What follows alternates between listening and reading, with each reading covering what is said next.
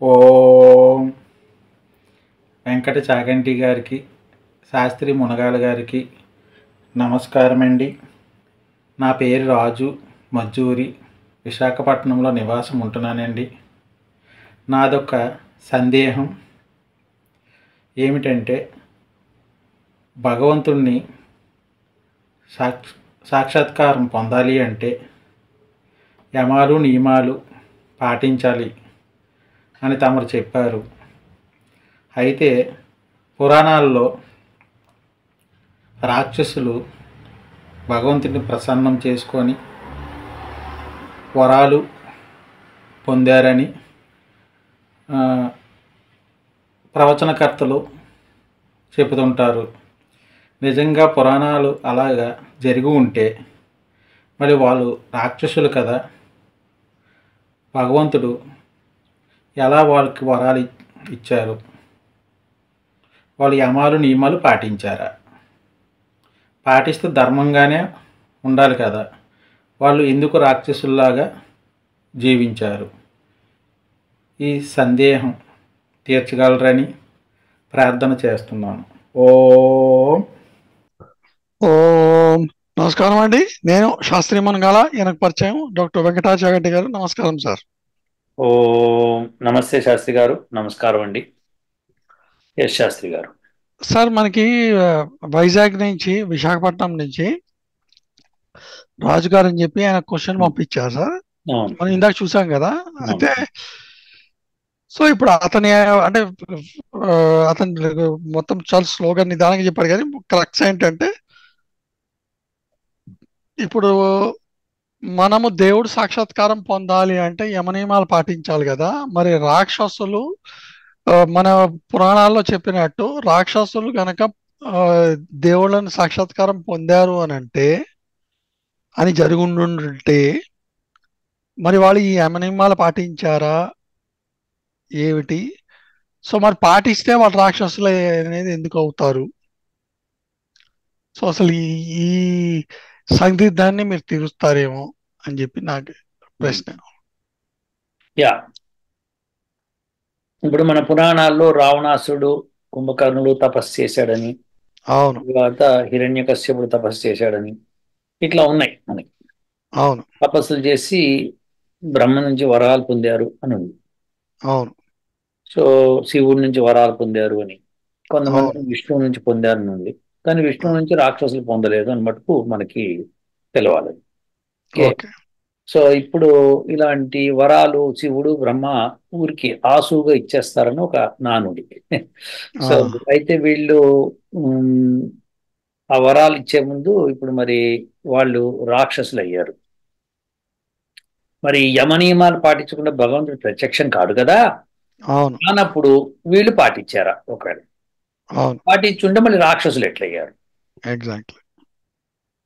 ఇందులో తమాష ఏంటంటే శాస్త్రి గారు, యమనియమాలు పాటిస్తాం, ఆసన ప్రాణాయామాలు చేస్తాం, అవును, తర్వాత సరే ఇక మిగతా ప్రత్యాహారము తప్పకుండా కొన్ని వదిలిపెట్టవలసిన వదిలిపెట్టేస్తాం. తర్వాత ధారణ చేస్తాం, మనసును ఒక ప్లేస్లో ఉంచోబెట్టేస్తాం, చేసి ధ్యానం చేస్తాం అక్కడ. అవును, అప్పుడు సమాధిలోకి వెళ్తాం, అక్కడ పరమాత్ముడు ప్రత్యక్షం అవుతాడు. సరే, ఇలా చేసే వాళ్ళకి రోజు చేస్తూ ఉంటే సమాధిలో కొద్దిసేపు వెళ్ళి మళ్ళీ బయటకు వచ్చేస్తుంటారు. అలాంటి వాళ్ళకి అష్టసిద్ధులు వస్తాయని చెప్తున్నాను. ఈ అష్టసిద్ధులు అంటే ఏంటి? అణిమ, గరిమ, మహిమ, లగిమ ఇలాంటివన్నీ అన్నమాట. ప్రాప్తి, ప్రాకామ్యము ఇలాంటివన్నీ ఉన్నాయి. సో అయితే బాగానే ఉంది. మరి ఇవన్నీ వస్తున్నాయి కదా, ఇవన్నీ ఏంటివి? ఐశ్వర్యాలు. ఈ ఐశ్వర్యాలు పొందిన తర్వాత మనిషి ప్రపంచంలో అతనికి సాధించలేనంటూ ఏముండదు. అతను ఏది కావాలంటే అది చేసేసి. ఓకే. సో అటువంటి సాధనకు వచ్చిన తర్వాత ఆ మనిషి కనుక ఆ మనిషి ఆ సాధనలో అలా వచ్చి ఆ యొక్క శక్తులు వచ్చిన తర్వాత ఆ శక్తులు ఉపయోగించాడు అనుకుందాం. ఉపయోగించి వాటిల్లో ఆనందం పొందుతున్నాడు అనుకో. అలా అలవాటైనప్పుడు ప్రపంచంలోకి మళ్ళీ వస్తాడు. అంటే ఏంటి? ప్రపంచ కార్యంలోకి వచ్చేస్తాడు. వచ్చినప్పుడు ఆ మాయలో పడిపోతాడు. శక్తులు ఎక్కడికి పోవు కదా. మరి ఆ శక్తుల్ని నిర్వీర్యం చేయాలి అంటే ఏదో ఒకటి జరగాలి. సో అలాంటప్పుడు నిర్వీర్యం చేయడానికి పరమాత్ముడు అవతారం తీసుకున్నాడు అనేది చెప్తారు. దాని ముఖ్యోద్దేశం ఏంటంటే ధర్మం పాటించే వాడి చేతిలో వీళ్ళు నాశనం అయిపోతారు అని.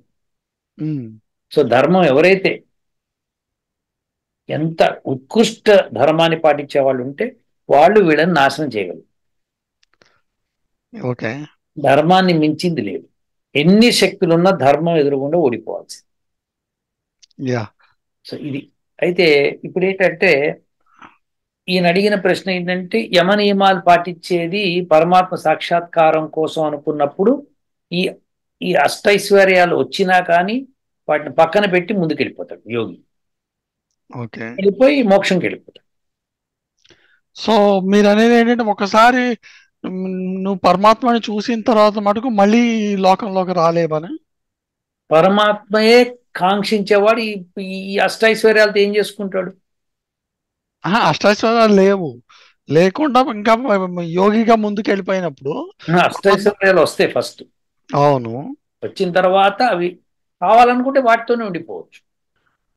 అవును, కరెక్టే. ఇప్పుడు వాళ్ళు దేవుని చూశారు అన్న తర్వాత దేవుని చూడరు ఇంకా.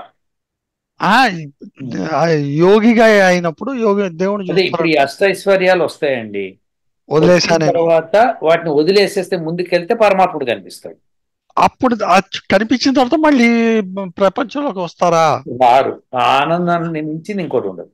అట్లాంటప్పుడు మరి మన పురాణాల్లో మరి రాక్షసుడు దేవుని చూశాడు, తీసుకొని శక్తులు తీసుకొని మరి వచ్చాడు అని అంటున్నారు. అంటే ఇందులో సగం కల్పితం అంటారా? కాదు, ఇంకా అష్టైశ్వర్యాలు పొందడం కూడా పరమాత్ముడే ఇస్తాడు కదా. Okay, okay, yeah. సో అదనమాట. సో అది విష్ణు అనే శివుడో బ్రహ్మ ఎవరన్నా అని అని కల్పితాలు ఉంటాయి కాబట్టి మనం అది అనుకోవాలి. ఇందులో నాకు ఇంకోటి ఏంటంటే వీళ్ళందరికీ కూడా తెలియాల్సింది, రాక్షసుడు అంటే మనకి బొమ్మలు చూపించినట్టు వికృతంగా అట్లాగా ఉండరు, మామూలు మనిషిగా ఉన్నా కూడాను రాక్షస నేచర్ ఏమంటే ఇవాళ రోజున కూడా అట్లాంటి వాళ్ళు ఉన్నారు. వీడు రాక్షసుడిలా బిహేవ్ చేస్తున్నారా అని అంటున్నాను, చూసారా మనము. సో వాడు నిజంగా రాక్షసుడు అంటే ఆలోచన బట్టి రాక్షసుడా లేకపోతే మానవుడా దేవుడా అనేది ఆలోచించాలి తప్ప వీళ్ళు రాక్షసుడు అంటే వేరే విధంగా కాదు అని నా ఉద్దేశం. మీరు చెప్పిన తర్వాత కంకర్ అవుతుంది అని నాకు అనిపిస్తుంది. అయితే రాక్షస అంటే అసురులు అంటాం కదా. అవును, ఆ అసురులు అంటే ఏంటంటే అసుర అంటే ప్రాణము అని అర్థం. ఓకే. సో ప్రాణాలే ఇంపార్టెంట్, మిగతాది కాదు అనుకునేవాడు. సో ఆ ప్రాణాలకు అందుకని అష్టైశ్వర్యాలు పొందంగానే ప్రాణాలతోనే ఉంటూ జీవిస్తూ వాటిని ఉపయోగించుకుంటూ ఉంటారు. అదే కనుక ఈ ప్రాణాలు ఇంపార్టెంట్ కాదు, ఈశ్వరుడు ఇంపార్టెంట్, నాకు మోక్షం ఇంపార్టెంట్ అనుకున్న వాడికి సూర్యులవుతారు. సో దేర్ఫోర్ ఇది మనం అర్థం చేసుకోవాల్సింది ఏంటంటే ఇక్కడ రాక్షసులు ఉన్న వాళ్ళు, రాక్షసులు అంటే అసలు యాక్చువల్గా మీనింగ్ రక్షణ ఇచ్చేవాళ్ళు అని అర్థం కూడా. సో దేర్ఫోర్ ఇప్పుడు విశేషం ఏంటంటే వీళ్ళు ఏదైతే ఐశ్వర్యాన్ని పొందారో దాన్ని తీసుకొని వాళ్ళు విపరీతమైన చేష్టలు చేశారు. అవును, ఇప్పుడు ఫర్ ఎగ్జాంపుల్ ఇప్పుడు ఒక కెమిస్ట్ ఉన్నాడండి, అతను ఎక్స్పెరిమెంట్స్ చేస్తున్నప్పుడు 2 కెమికల్స్ కలిపినప్పుడు ఒకలాంటి మత్తు పదార్థం వస్తుంది వాసనకి. అప్పుడు మెస్మరైజ్ అయిపోతాడు ఎదుటివాడు వచ్చినవాడు అనుకోండి.